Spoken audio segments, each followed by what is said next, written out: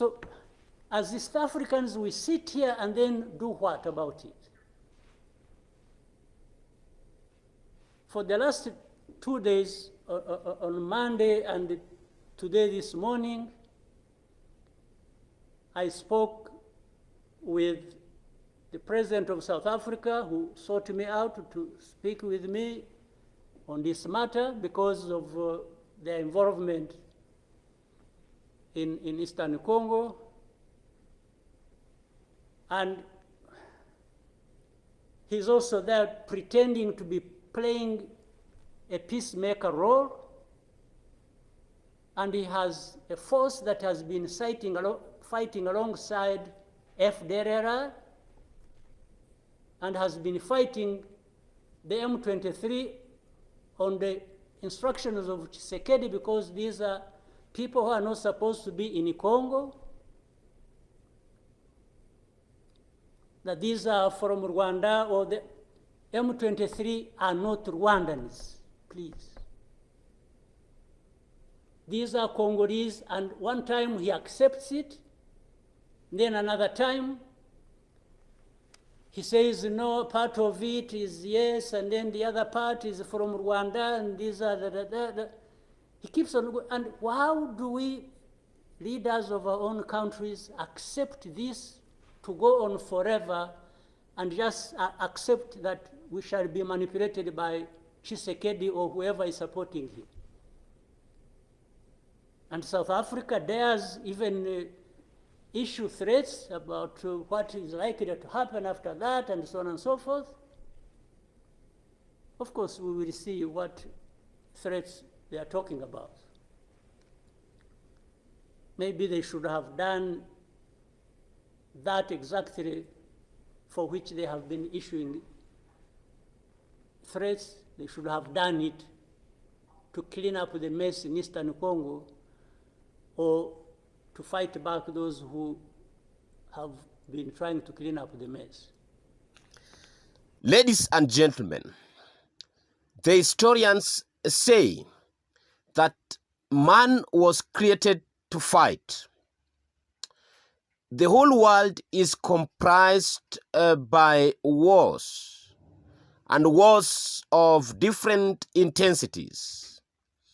As some countries believe on the mighty of their army, and that is how they measure their strength. That was Rwanda President Paul Kagame speaking during the 24th extraordinary summit of East African Community Heads of State on the issue of Eastern Democratic Republic of Congo. You can see the facial expression. You can hear the intonation and look at his body language. Clearly shows that this is a man who is fed up and is ready to do anything on earth to protect his image on the global map. We all know that Kagame has been at the center of the wars in Eastern Congo. The whole world has been accusing him of having underhand into this war between the government of Kinshasa and the March 23 rebel group. You know, even before the dust settled, after the whole world had followed the war between Russia and Ukraine, where Vladimir Putin has been accused largely for the war and the crime against humanity. Then later we saw another war between Israel and Palestine, where the president of Israel, Prime Minister Benjamin Netanyahu, sorry for that matter, has been accused, and those two leaders, the threat, the summon of arrest, the warrant of arrest, has been issued against them by the ICC. The world has not forgotten about those two major wars, which was said to be a war that can lead to a third world war. The United States of America had taken sides in this war. NATO has taken side in this war. But now, for the last 1 and 2 weeks, the whole world has glued their eyes in the Democratic Republic of Congo, precisely to the eastern part of it. And when the M23 broke the news that they have taken control of the city of Goma, and the residents and the Congolese who are residing in that city started to flee for safety, the whole world were perplexed, which begs the question, who between the government of Felix Tshisekedi and the M23 leader controls the city of Goma? Because it is said that the eastern part of Congo is so rich in minerals that even the external forces might have an hand into this war. And that's why it is very difficult, and the government of Congo is finding it rough and tough to bring down M23.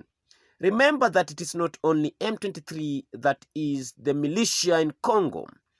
There are over 100 military groups in Congo fighting different wars and of different intensity and for different reasons. The M23, under their leader, claim through an interview that he did with the Al Jazeera that they are fighting for the rights of the Tutsi whom have been sidelined by the government of Kinshasa. They claim that the government of Congo treat them as outsiders, that the Tutsi are Rwandese and are not Congolese.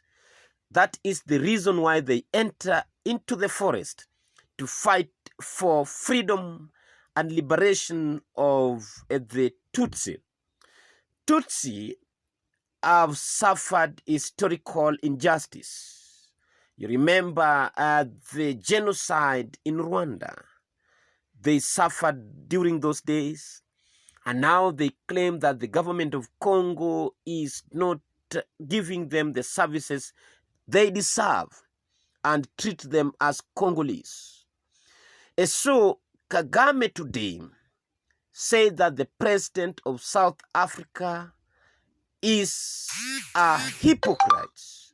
He pretend to be mediating and trying to play a neutral role in the crisis in Congo, but at the same time, his men, his soldiers are fighting alongside the Congolese army. And Kagame is saying that he has threatened to fight Rwanda, and they are ready for it, because this is not the first time Kagame is making such kind of tough statements regarding the threats on Rwanda. I think the last 2 days, he said that Rwanda is ready to take head-on whoever will try to poke their eyes. They need no permission to defend themselves. They will defend it to the last man if the need calls so. But he asked the East African leaders to consider taking this issue with the seriousness that it deserves, so that they bring the situation in Congo to conclusion.